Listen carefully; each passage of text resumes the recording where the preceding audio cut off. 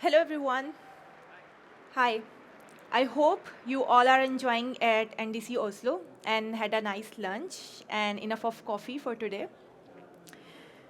Security is not a feature; it's a culture, and that's the punchline for my today's talk. I will be talking about Kubernetes hardening. But before jumping into that, I would like to talk about a bit about myself. I'm Ayesha.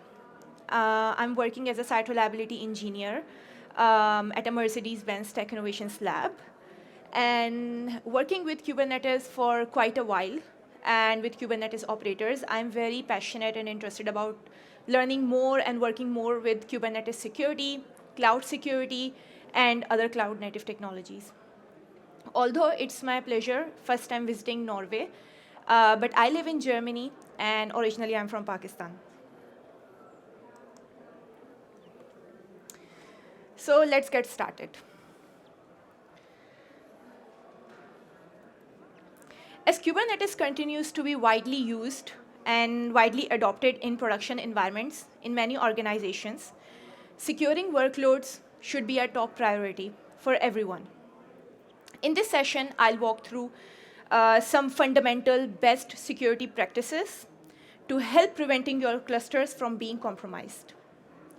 Let's start with a hard truth. Most organizations deploying Kubernetes clusters often overlook the security factor. And they are not just the startups only, but large enterprises too. Kubernetes is a very powerful orchestration platform. But with that power comes complexity. That complexity can lead to serious security gaps if not addressed early. Teams often focusing on making things up and running, deployment speed, scalability, automation stuff, but often ignore the hardening and the governance needed to protect the cluster. So ignoring Kubernetes can expose your workloads to risks like unauthorized access, data leaks, high privilege escalations, and even full cluster compromise. So yes, Kubernetes security matters, and it should be backed in from the day one and should not be treated as an afterthought. To build a secure Kubernetes environment, we need trusted standards, and that's where the CIS benchmark comes in. The CIS benchmarks is a set of security best practices and guidelines developed by the Center for Internet Security. It is designed to help organizations like ours to secure our systems, applications, and networks. ECIS benchmark offers prescriptive and actionable recommendations that can significantly improve your security postures. And these are not just vague suggestions, but they are actionable configurations that have been provided by the security experts and broader community. What's powerful about the CIS benchmark is that they cover a wide range of technologies. For example, operating systems like Linux, Windows,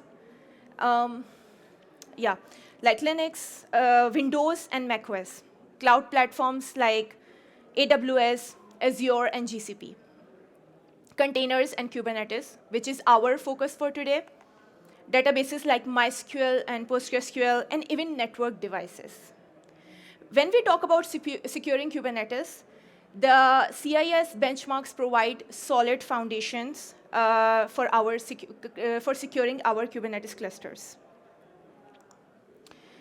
Now that we understand the importance of CIS benchmarks, the next question is, how do we actually check if our clusters meet those standards?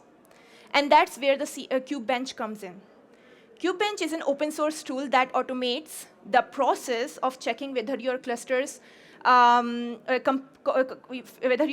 cluster components, for example, Kube API server, kubelet, kube controller, etc., are configured according to the CIS benchmarks or not. So how KubeBench works? KubeBench runs automated checks against key Kubernetes core components. For example, the control planes components, API server, kubelet, etc., etc. And it compares the current configurations against the CIS benchmark and categorizes the result as pass, warn, or fail. This gives us a clear and actionable report on what's secure, what needs attention, and what's misconfigured. So the best part is that you can integrate Kubebench into your CI/CD pipeline or run it regularly as a part of your cluster audits. It's a low-effort, high-impact way to continuously measure your Kubernetes security postures against the industry-defined standards. So that's a quick snapshot of Kubernetes architecture. When you deploy a Kubernetes cluster, you get, when you deploy Kubernetes, you get cluster based on worker nodes and control plane, where control plane consists of some Kubernetes core components like etcd, kube scheduler, kube API server, kube controller manager, and cloud controller manager. And on the other hand, on the worker nodes, it consists of kubelet, kube proxy, and your container runtime. Just to brief overview, etcd is a highly available key value store where Kubernetes stores its cluster state and information, all the data, and kube scheduler watches out newly created pods and schedules them on the worker nodes. Whereas kube API server behaves as a front end for a Kubernetes worker nodes in a control plane and exposes Kubernetes API. Kube controller manager runs controller-related processes. Cloud controller manager links your clusters with the cloud's API. On the other hand, kube worker nodes, kubelet, and kube proxy runs on each node, where kubelet makes sure that the containers are running in a pod, and the kube proxy is basically that implements the part of your services concept. So that's a very brief overview of Kubernetes architecture, but understanding this architecture helps you to understand the security and criticality of each component. But the Kubernetes security starts with the Kubernetes host. Kubernetes can run in many environments, bare metal, on-premises, or in cloud, whether managed or self-managed. This flexibility is great, but it also brings a wider attack surface and more room for misconfigurations. That's why securing the underlying host system is critical. So the first and the foremost key measure that you can take to improve the security posture of your applications and your workloads is to start with the latest operating system version and keep them regularly patched. Another great practice would be harden the operating system by disabling unused services, removing unnecessary packages, and enforcing strong access controls like SSH authentication and minimal sudo privileges. Setting up firewalls and using network rules to block unwanted traffic to your host operating system is another great practice. Use configuration and patch management tools like Ansible, Puppet, or cloud-native alternatives to enforce consistency and compliance. And last, but not the least, follow the best security practices for your servers, whether they are in your data center or in the cloud. Or even you can follow the CIS benchmarks for your host operating system. Whatever the host operating system you can use, you can follow those benchmarks to improve the security posture of your host operating system. Remember, a secure Kubernetes setup starts with a secure host. Now that we covered how to secure the underlying infrastructure, let's move up a layer and talk about securing Kubernetes itself. Kubernetes is made up of several core components, and each of these plays a key role in how cluster runs. So if any one of these components is misconfigured or exposed, it can become a potential attack point. etcd is the heart of etcd is the heart of Kubernetes. It stores all cluster secrets and state, and having a right access to etcd equals to root access to the entire cluster. So securing it is very critical. So the first key security measure you can take for securing the etcd would be use TLS with mutual authentication between the API server and etcd for encrypted communication. Placing headset behind a firewall and limiting access so that it can only the API server can reach to it can be another great practice to prevent headset from any unauthorized access. Consider separate headset instances or using access control lists to restrict access to, for the API server to the specific key spaces in the headset. Lastly, monitor headset activity logs regularly to detect any suspicious access or changes. Securing headset is essential, but it is not enough. It's equally important to secure the API server and kubelet as well, and to minimize the attack surface for your Kubernetes clusters. So following best practices for the API server and kubelet is also equally important, and it helps your cluster at its core. This includes implementing proper authentication and authorization for these components as well, just as you would do for headset.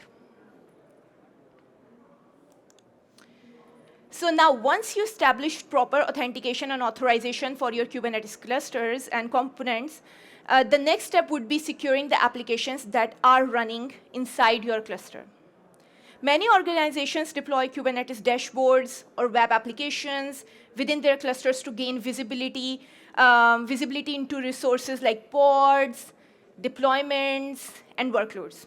These web apps are not the part of the cluster itself, but installed by the cluster owners. While these dashboards are a powerful tool for cluster management, they often pose significant security risks if not properly being configured. So by default, these apps are not secure. It may allow unauthenticated accesses or over-permissive roles. So the key tips for securing those dashboards or any external web app running in your cluster includes enable private access to those dashboards, configure the right role-based access control. It would be essential, and protect your clusters and implements the right authentication and authorizations mechanisms for these apps. Most importantly, avoid giving cluster admin roles for dashboard services account. And these avoid giving cluster admin roles, not just the dashboards apps, but only any external web app that you are running in your cluster. Avoid giving cluster admin roles unless it's very necessary. Enabling reverse proxy with multi-factor authentication can be a key practice to secure any web app running in your cluster. Enforcing least privileges per user is always a good practice to follow when it comes to hardening your cluster.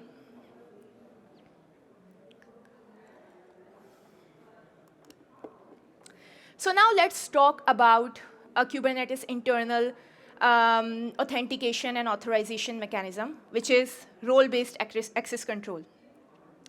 Role-based access control, or RBAC, is a powerful tool in Kubernetes that allows us to control permissions at a very detailed level. It works by defining what actions a user can perform on resources like pods, services, or at both the namespace and at the cluster level. So the key concept in RBAC are roles and cluster roles, which defines the set of permissions for a user and a service account at a namespace or at a cluster level.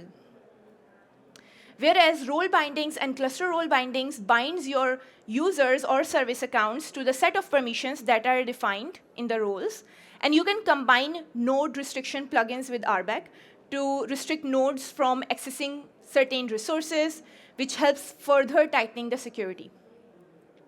Node restriction plugin is an admission controller plugin, which I'm going to be talking about in my next slide. So after authentication and authorization, Kubernetes uses admission controllers as another line of defense. These are plugins that review incoming API requests and decide whether to allow, deny, or mutate them before they are persisted. There are two main types for admission controllers. First, validating controllers, which can allow or reject valid or invalid requests, and mutating ones, which can modify the request. For example, injecting labels or setting up default variables, etc. So they are essential for enforcing cluster-wide policies, like setting resource limits, denying privileged containers, or applying pod security standards. Using admission controllers smartly can prevent insecure configurations and ensure every workload meets your organization's policies by default. There are many admission controller plugins available that you can enable them in your API servers. Some are enabled by default. There is a big documentation available on Kubernetes page for all the admission controller plugins. But when you are using cloud-managed Kubernetes cluster, it's difficult, it's not possible to access your API server. So in this case, you set up the policies with the OPA gatekeeper or either with the pod controller's admission, which I'm going to be talking about in my incoming slides. But when you are running your own Kubernetes clusters, maybe using with the kubeadm, then you can definitely get the benefits of that of the feature, internal feature of Kubernetes, which is Kubernetes admission controllers, and set up the right admission controllers can help you protect your clusters. So another best practice to secure your cluster is use secure container images. A container image is a self-contained package that includes everything needed to run an application: code, runtime, libraries, and configurations. But remember, all containers share the host operating system's kernel, which means a vulnerable image can impact the entire node. So that's why it's critical to build images only from approved or secure base images. Scan and monitor base images regularly for known vulnerabilities, and apply strict governance over how images are built, versioned, and pushed. Last but not the least, use trusted container registries to avoid pulling from unverified sources. By securing container images early in the pipeline, we reduce risk before the app ever reaches to production. And for this, first, always use private registries. Public ones increases exposure, and anyone can accidentally pull or push to it. Next, your CI pipeline should scan images for vulnerabilities right after the build, but before pushing them. If the scan finds critical issues, the pipeline should fail fast. Don't allow vulnerable images into production. You can enforce this by using tools like Try-V or grep or native scanners in GitHub or GitLab. To go one step further, use image policy webhook in Kubernetes, which is, again, an admission controller plugin. It blocks unsigned or non-compliant images at a deployment time. Last but not the least, reduce your attack surface by using distroless or scratch-based images. They are the slimmest versions of Docker images. They are tiny, have no shells, and contain only your application. Nothing attackers can exploit. Now let's talk about an Kubernetes internal, one of the internal security feature, security context. It's a key Kubernetes feature for hardening your workloads. We use security context in Kubernetes to control what a container or pod is allowed to do, especially around system access. So by default, containers can run as a root or have more permissions than they actually need. That's risky. So security context helps reduce those risks by enforcing rules like running as a non-root user, making the file system read-only, or dropping unnecessary Linux capabilities. This way, even someone gets inside a container, they can't easily take over. They can't easily take over the node or move around the cluster. So security context is important because it enforces the principle of least privilege. Containers only get the access what they need to do their job and nothing more. Let's walk through this pod definition to understand how Kubernetes enforces security using security context. At the pod level, we have these settings under spec security context. Run as user. This means that the container will run as a non-root user with a specific user ID. Run as group is setting up the container's group ID, and FS group defines that any mounted volume will be accessible by this group, which is important for shared storage. Run as non-root true. This setting enforces that container will not start if it tries to run as a root. And seccomp profile.type, which is secure computing mode, we have the option to setting up these seccomp profiles. Here I'm setting up runtime default, which is a default security secure computing mode. This enables the default seccomp profile, which means restricting the containers from making dangerous system calls at the kernel level. And then inside the container security context, we have allow privilege escalations false, which blocks the container from gaining additional privileges like sudo or any other privileged escalations. Capabilities drop all will drop all Linux capabilities from the containers by default. But we have added back net admin just in case the app needs to manage networking, like setting routes or changing IP tables. Read-only file system true makes the entire container file system read-only. So even if the app is compromised, it can't write files or modify itself. So as you can see, we have set up the security context at the pod level and also at the container level. It is very useful when we are running multi-containers in a pod so that you can have different security context for each of the container. Either you can overwrite some of the security context configurations for some of the containers, or just extend the security for some of the containers that are running inside the pod. By default, all the containers will be inheriting the security context settings from the security context configurations at the pod level. So overall, this pod is locked down. It runs as a limited user, has minimal permissions, can't escalate privileges, and its file system is read-only. This is a solid example of how to use security context to harden your Kubernetes workloads. So in short, setting up a proper security context is not optional. It's essential to reduce risk and improve baseline security across your cluster. Another way to protect your cluster is defining resource quotas for containers. By default, Kubernetes allows containers to be created without any CPU or memory limits. This means that they can consume as many resources as they want, potentially starving other workloads. So running resource unbounded containers puts your system at risk of denial of service or noisy neighbor issues. Denial of service where one containers can overload the node, and noisy neighbor issues where one workload impacts the performance of the others. So that's why securing resource quotas is a Kubernetes best practice. It helps in preventing abuse or accidental overuse of resources. It enforces fair usage across teams and namespaces, and also maintain cluster stability and performance. So resource quotas are not just about optimization. They are a key part of securing multi-tenant clusters.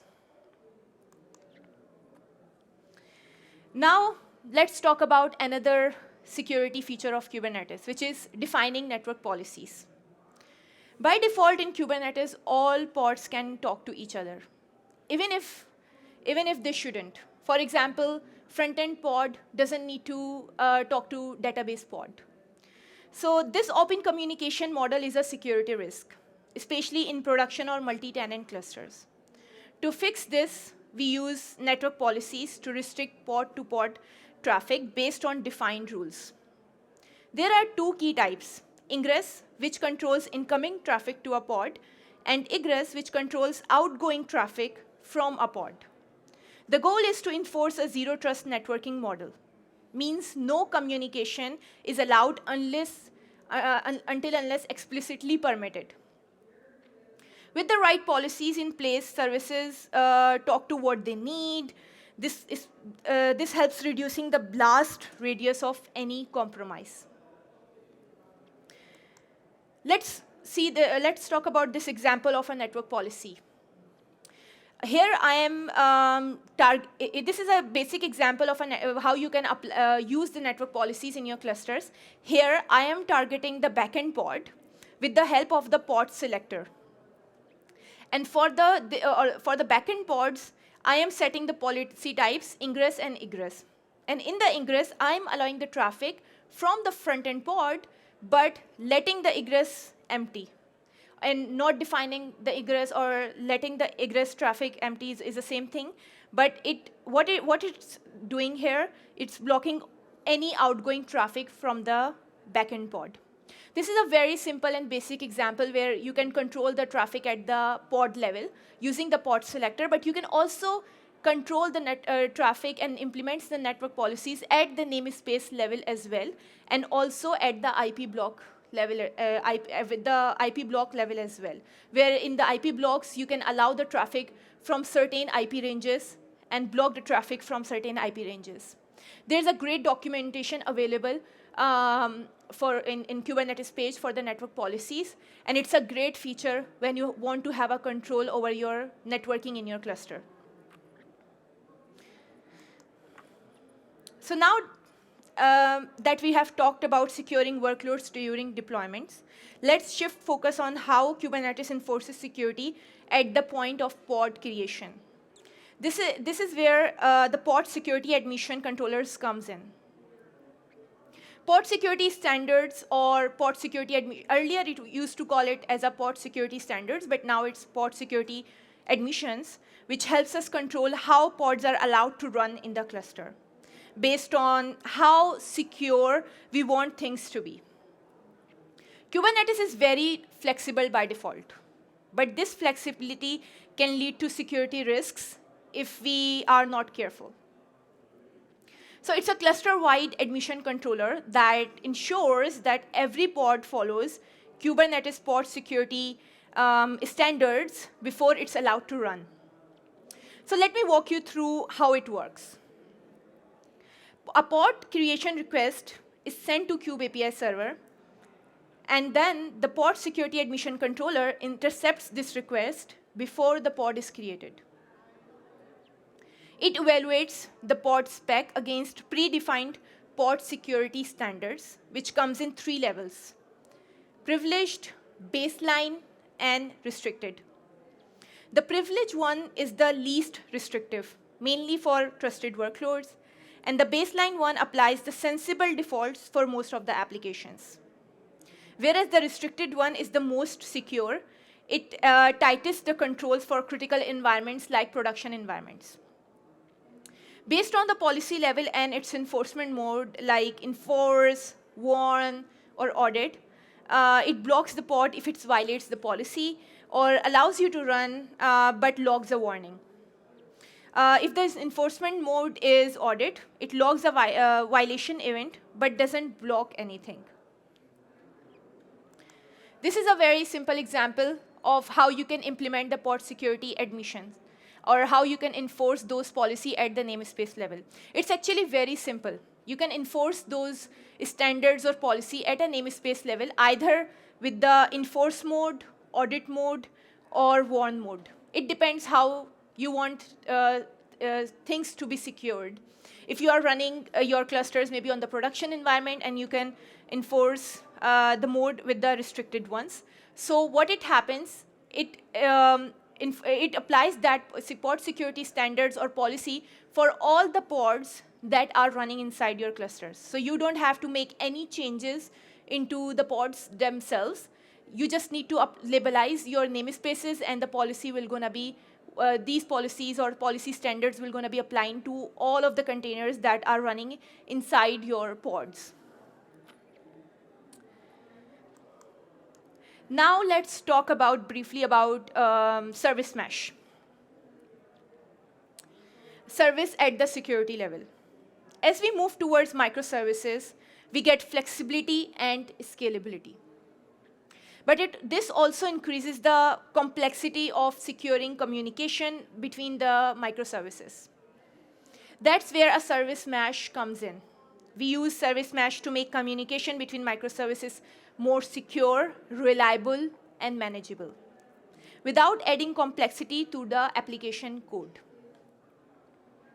In Kubernetes, microservices talk to each other over the network, and a service mesh adds a layer that can handle things like encrypted communication between services, for example, mutual TLS, fine-grained access control, and traffic policies, automatic retries, timeouts and failovers, and also monitoring and tracing of service-to-service communication.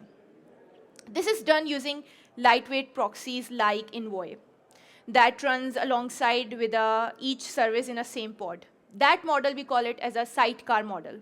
So the developers don't need to manually add security observability into their code. So tools like Istio, Linkerd, or Consul are commonly used for service mesh. So service mesh can be implemented to improve the security of your workloads on production, but it has its own pros and cons. So that you can with these pros and cons, you can think and implement that service mesh in your clusters according to your needs and desires, and also the expertise or the expert people in those service mesh. Because service mesh is very resource consumptious, and so it's always a decision to make what service mesh model we have to implement. So yeah. Now let's talk about enabling audit logs at the API server level. Auditing is an essential practice when it comes to securing your workloads, because it provides a detailed record for all API requests made within the cluster. This means that you can track who did what, when, and from where, which is critical for detecting suspicious activity and meeting compliance requirements. To enable audit logging in Kubernetes, you can configure the Kubernetes API server to capture and store these logs.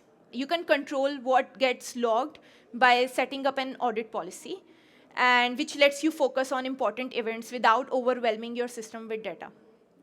Once audit logs are enabled, they can be sent to centralized logging systems like ELK, Splunk, or Datadog for easier analysis and long-term storage. Regularly reviewing those logs helps you detect unauthorized access, investigate incidents, and maintain accountability across your Kubernetes environment. But it's not always applicable to always look at the audit logs and reviewing them on your own. So, to get the real-time alerts from Kubernetes audit logs and detect suspicious activity, we can use a powerful open source tool called Falco. Falco is created by Sysdig, but now it's a CNCF project. Falco leverages eBPF, which is extended Berkeley packet filter, a Linux kernel technology to monitor system calls and container runtime behavior with minimal overhead. It watches for unexpected or malicious activities like privilege escalation, file changes, network connections, and many more. So by integrating Falco with Kubernetes audit logs, you gain immediate visibility into security threats in your cluster and can trigger alerts so that your team can respond quickly, and they can protect. Your team can react quickly and protect your cluster and control the damage. So Falco is widely used because it's a lightweight, efficient, and is specifically designed for containers and Kubernetes security.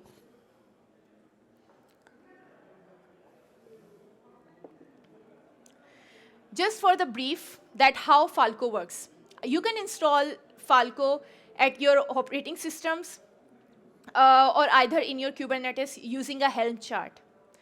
So how Falco works? Falco basically listens those system calls or also the audit logs and check against the Falco rules that what event is secure for your cluster and what's not.